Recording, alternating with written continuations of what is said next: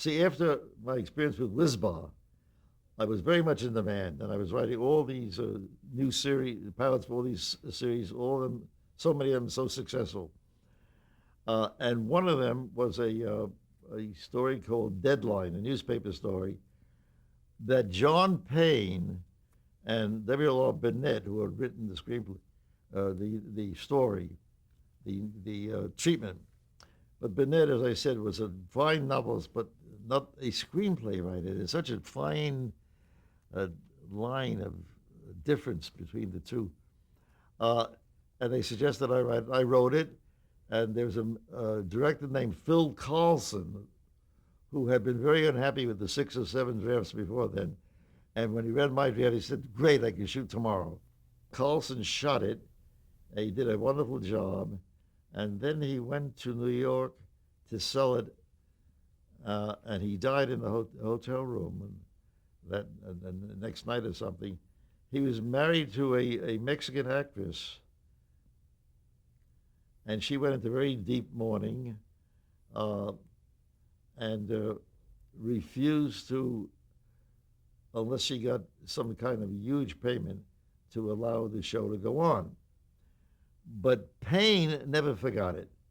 And now he gets a job as leading man of a new series called The Restless Gun, which had been a radio show.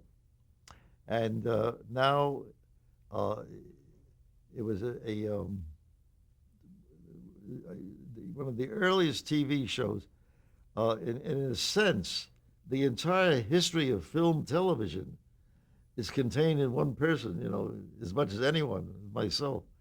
It was Ray in the very early years, uh, and I wrote the pilot, and Payne uh, said he would like me to produce the show as well. So I said, well, John, I know nothing about producing, but let's agree on this basis. If you feel rather, that I'm not cutting it, just tell me so. If there's 6, 8, 10, 12 weeks, whatever, and no problems, I'll leave and get somebody else. Or if I feel that I'm not doing an adequate job, then I'll tell you I have to leave. I can't uh, handle this. It's too much for me. So we just shook hands, never wrote anything, something of that sort. Uh, and I took, now remember, until that time, television was called more or less dismissed as shorts. See, the big studios wouldn't touch it. Uh, I was the first writer, the first one who understood script, who understood story, who understood characterization, to become a producer. The first one. And I was about to be nominated for a 4th term as president of the TV branch of the Writers Guild. I said, no, I'm going to be a producer, so I'll be able to hire and fire writers, so I can't write. Instead of which, I produced the show, and with an actor named, I put an actor named Michael Landon in the pilot. And in the course of the show, there was a marvelous little Christmas story, and I needed a big, big giant kind of thing. In this case, a deaf mute giant who is looked upon with sympathy and even with pity by a little boy because he's denied food and kept like a savage beast uh, because he had killed the man who he worked for who had been so cruel to him. And I put out a call for just for a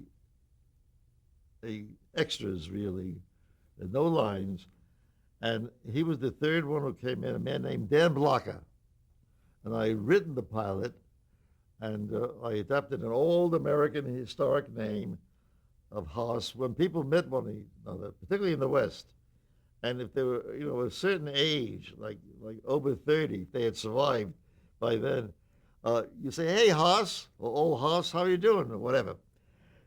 Words like pal, buddy, had not come into existence yet. So I went back to again my love of history. I went back to an old, and Haas Cartwright became part of the American folklore. Uh, And Dan Blocker, there was something about him.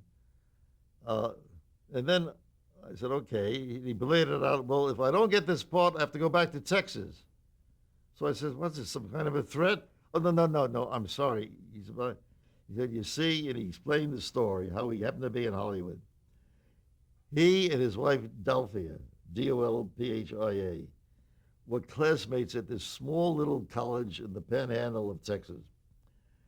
And she was interested in the drama department. And in one of the drama productions of this little backwater college, uh, they needed somebody to stand literally in front of the stage holding a torch. And he told me that he was in that play holding the torch and looking out at that crowd of people, which must have been like 200 or 100. And right then and there, he knew that his destiny was to be an actor. So they packed the four kids, pair of twins and two kids, into the car, came to Hollywood, and were living in a motel on Sunset Boulevard. Uh, so they're out of money, and that's why if they don't get this job, they go back to Texas. So I offered to pay him some money, give him some money, just so they can stay there another week or so until we got. And he wouldn't take it, um, but he said they'll stay. So we did the show, and Michael was marvelous right from the beginning. And Dan Blocker was equally interesting to look at. He had a very mobile face. Usually extras just stand there, no expression, no change of expression. They don't even particularly listen to the dialogue. Dan, who was very bright, intelligent, listened to and reacted to every word. He was part of the play, even though he didn't have any lines. And so I called him in and I said, look, uh, I can't guarantee anything, but I will try to use you again very quickly. Oh, he overwhelmed and beloved. Like, so I said, no, no, just be here. Well, again, I offered him money. Again, he wouldn't take it. So I used him again, and this time I told the director, give him a couple of close-ups. I want to see what he really looks up close. And he did, and he looked wonderful. So I called him in again and said, again, I can't guarantee anything, Dan, but I want to try you with some lines. And so we wrote some lines for him. And he was a born, what they call a natural. He got better every time I used him. I used him so much that Payne complained about it. He said, why are you using him that much? I guess he realized he was a big competition. He was a much better actor in many ways. And I said, John, the show is John Payne in The Restless Gun. As long as you're above the title, the idea is to make the show as strong as possible.